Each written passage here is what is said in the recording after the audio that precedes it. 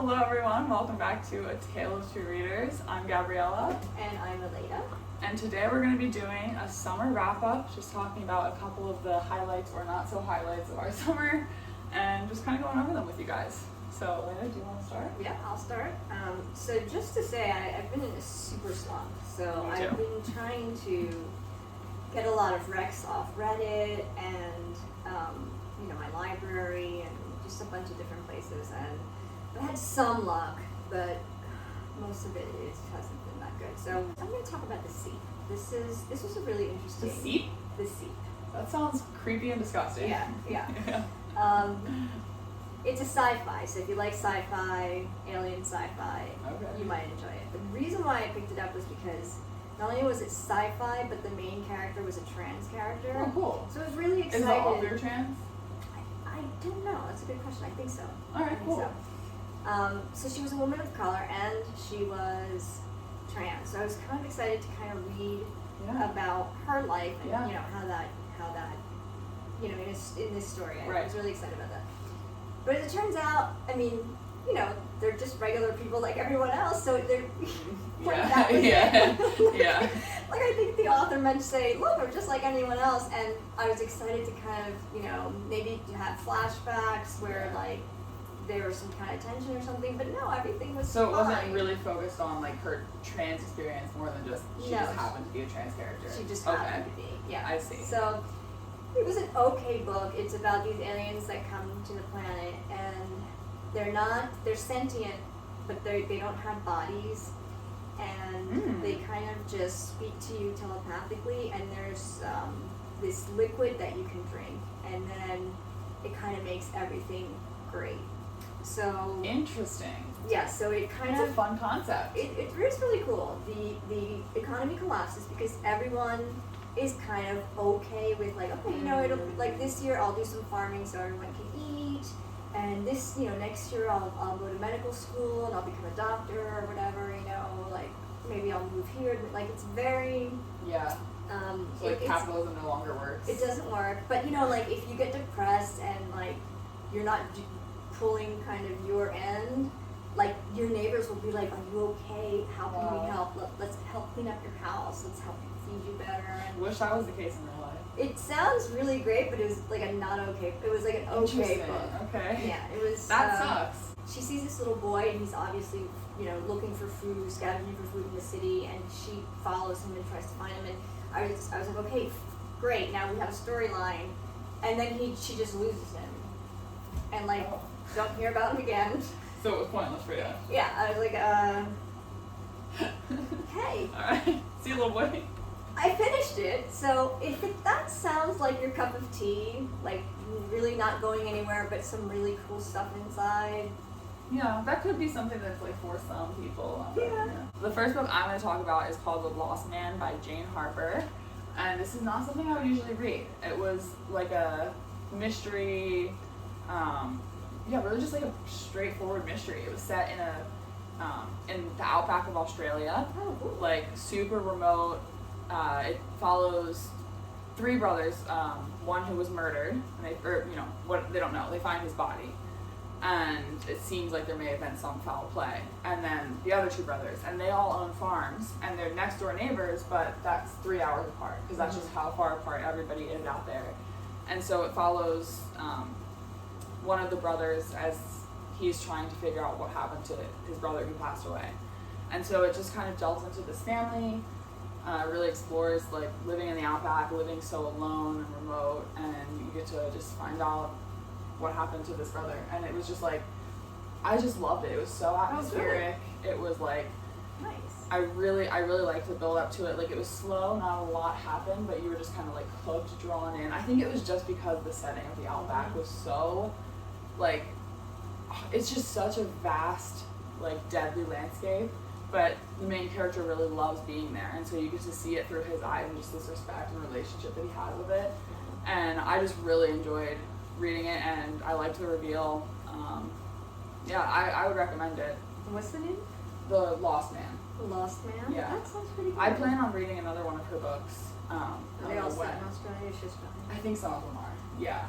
That reminds me of the Thornbirds. Have you ever read the Thornbirds? No. Very, very old. It was really big in its time.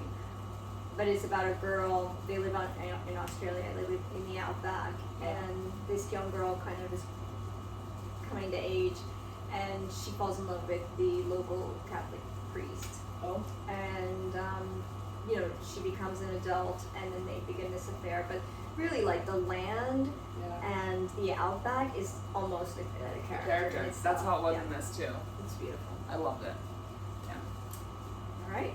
So I've been trying to get some horror that's really been scaring me, and it's very hard to scare me in horror because I don't like slashers. It's I don't like things like jumping at you. Like a subtle horror. Yeah, I like the psychological and subtle and demonic horror, that type of thing. So, like the occult. So I've read Devil's Creek. The scary parts were really corny, and it's kind of, it's a cult, and these people kind of follow this leader who I think is some kind of, he has like this statue or something that has evil in it. Okay. But like the evil, he's horrible. He like. So he's connected to like a dark power. Yes, but he's an asshole himself. So he really doesn't need the dark power. Classic. Yeah. So he like in every cult he has like sex with all the members, and then he has kids stuff. With all the members, and then he like molests all the kids, all his own kids, and just the cult. But like the scary parts are really weird because the church was really underneath the church. It was like underground. Gotcha. And then like their eyes would turn blue, and I was like, there's nothing scary about this at all. It's just so weird. And then like the kids grow up, and then they kind of go back to try to like stop this whole thing, try to like destroy and the darkness. Yeah. And I mean, I don't think I'm giving anything away here. Should I just do it? Yeah, sure. If you don't want to be spoiled, skip ahead like 15 seconds or whatever. Yeah. So they do. I think they destroy the thing, and then the whole like in the meantime the whole town becomes like zombies, and they all try and kill each other. Yeah, I mean it's really just like a crazy shitty book. I don't know why I kept reading it, but anyway, the evil goes away, and then they have to rebuild. I almost don't like that in a scary book. I want there to be like some sort of lingering something, so you're like, ooh, like you're still spooked even when it finishes. No, like it was. They have to rebuild now because they burnt. While they were all like possessed, they all burnt like the town to ashes and stuff. I'm like, just move, don't. At this that point, makes no sense. Yeah, it was. All right. So that was Devil's Creek, which was recommended to me on Horror Lit as supposedly terrifying. Oh. Didn't do it for Have you me. read House of Leaves? No, but that's on my TBR. That's on my list too. I think I'm gonna read it in October. We should read it together. Okay. So we can do a video. Okay. Awesome. That'd be cool.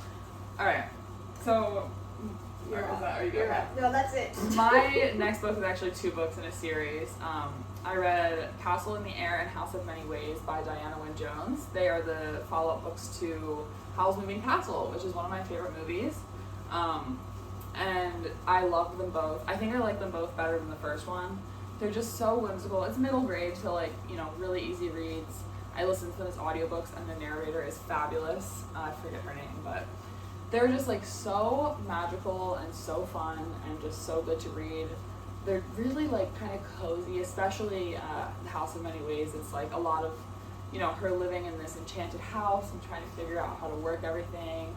All the characters are so fun. And you do see Howl and Sophie from the first book and a little bit of a continuation of their story. And I just really, really enjoyed both of them.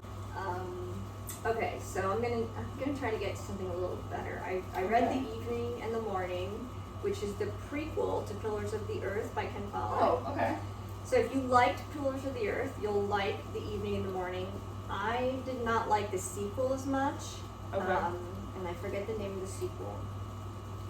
So there's a sequel and a prequel to Pillars of... Yeah, okay. Yeah, so it's Pillars, and then there's this sequel, which I wasn't nuts about. Not a fan. But The Evening and the Morning I thought was better than the sequel, but not as good as Pillars, because Pillars is kind of a pillar. Yeah. Oh. But yeah, it was very good. It kept me engaged. His character's always you always fall in love with his characters. He always writes those kind of unambiguous characters that you either love to hate or you just cheer on. Yeah. So it was good, especially since I was in such a slump. Like it was just something to look forward to, which was nice. So I would recommend that if you like Killers of the Earth. How like far prequel is it? Like is it the same characters as Killers of the Earth? Or? No. It's really cool because it's like several hundred years before. Cool. And the town is barely a town. Like That's awesome. it's like an inn, and then like down the river, there's like a bunch of nuns live there. Like that's cool. it. So I like, love that. and then you have to take this. I guess it's not. I guess like a ferry to the inn. Small town settings do it for me. I love that. So neat. Yeah, it's really neat. So, and there's a bunch of corruption and stuff like that. So, so I would recommend that. Okay. If you like historical history, it's wonderful. Alright, awesome. My next one I actually just read yesterday, and it is a graphic novel. It's The Tea Dragon Tapestry by Katie O'Neill. I've talked about the Tea Dragon Society on this channel before. Like my favorite graphic novel, Katie O'Neill is probably my favorite artist, like modern artist. It's just like my perfect style. Like it's just so whimsical and beautiful. All the color palettes that she uses are just gorgeous, and she always has just really beautiful and important themes running throughout her stories. I'm obsessed with Katie O'Neill, and it was so good. I hadn't liked the second one as much because it was a prequel to the original, but this one was a sequel, and I'm just like, I'm so back in it. I want her work plastered all over my room. Like I want Katie O'Neill to come paint her work on my walls. Like it's just so beautiful. Yeah, And it is gorgeous. I mean, I read it really quickly too. It was, they're short, they're for kids, but I was obsessed with it. So. Okay, I'll talk about They Never Learn. They Never Learn is a mystery, and it was really well written because the timeline. I don't want to give too much away. The timeline is funky. Okay. So, but it's about this professor at a college who is a serial killer. Ooh. Yeah, and she kills rapists. Ooh. So it's on like college campus, and she's very busy. Oh, that sounds fun. Yeah, it was really cool. So she's a murderer, but you're kind of rooting for her.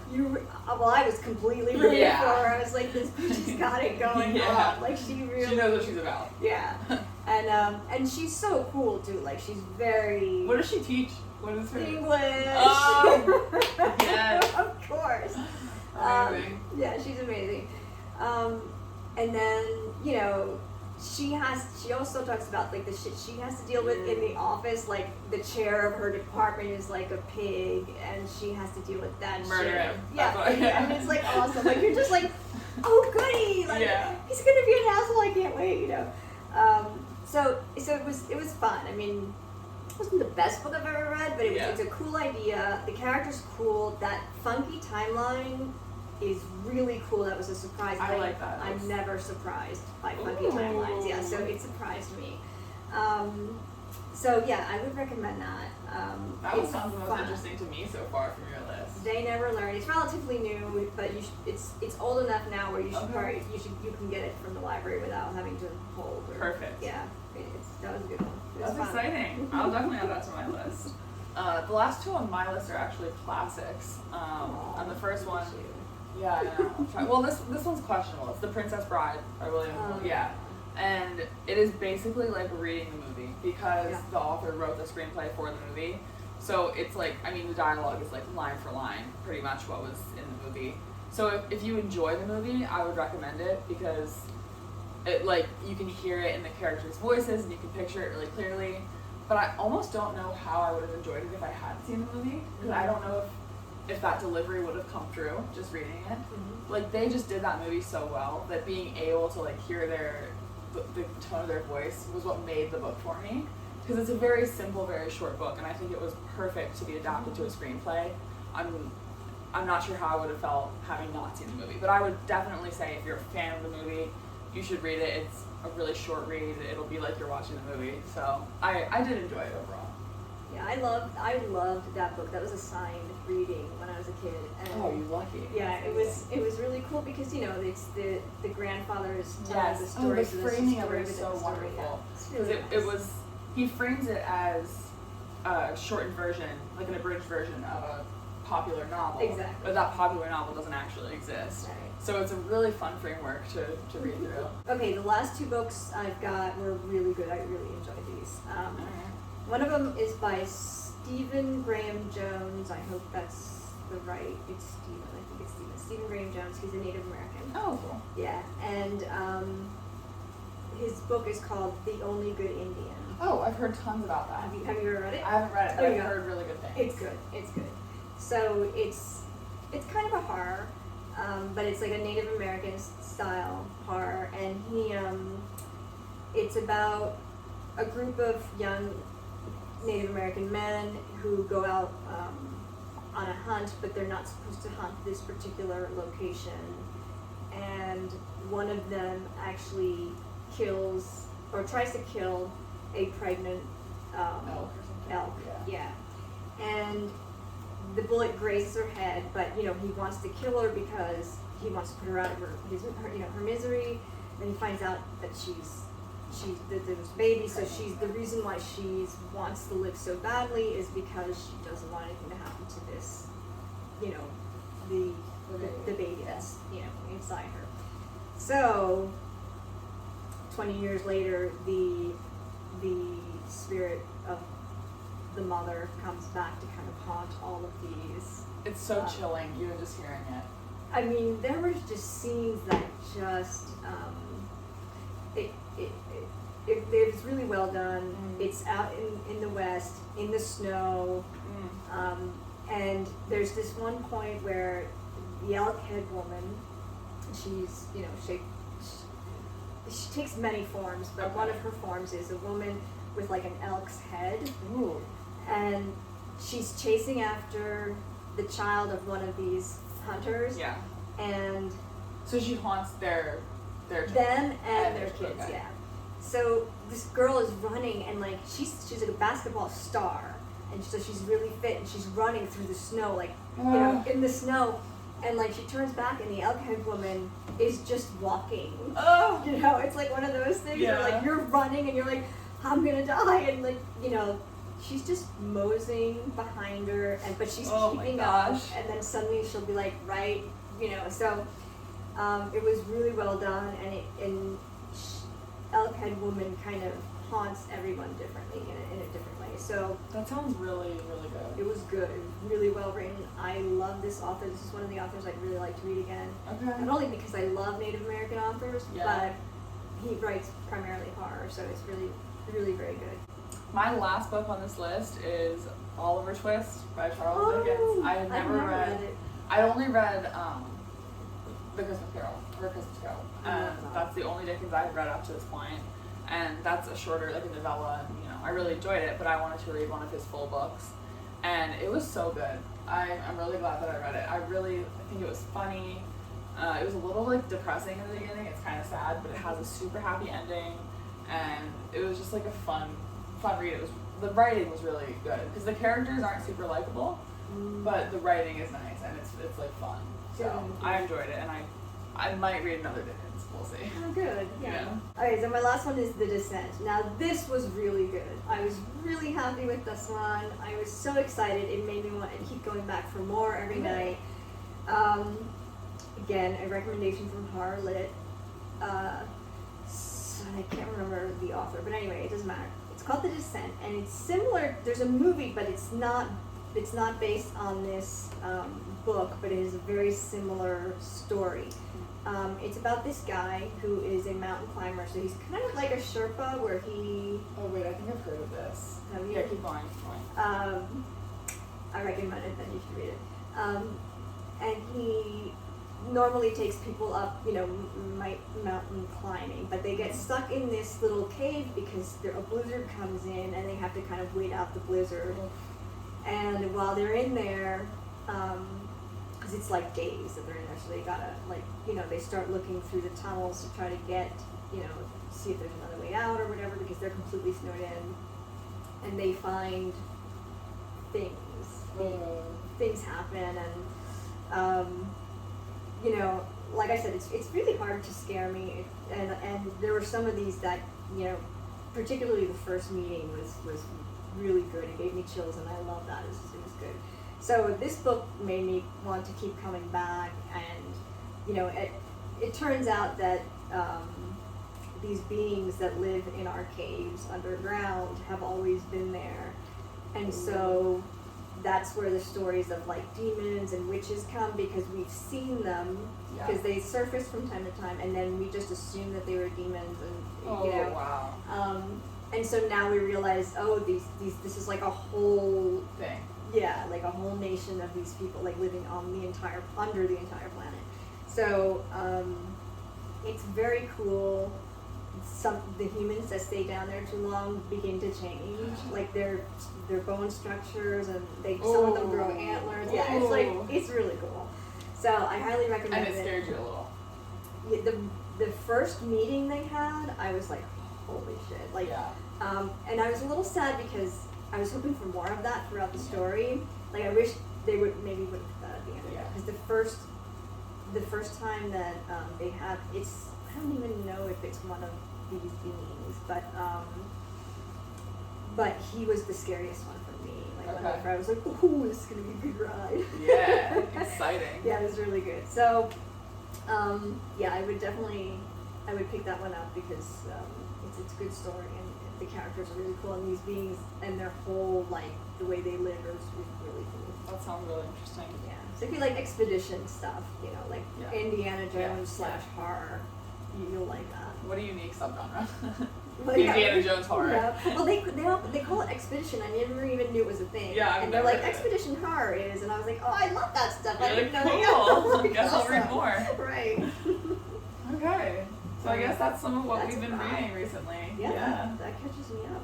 Yeah. Now we're all caught up. You know what we've been reading, and I guess. And you know what not to read. Yep. And we will see you in the next one. Thanks for watching. Thank you. You can like and subscribe if you want. Yeah, please do. Peter, say bye.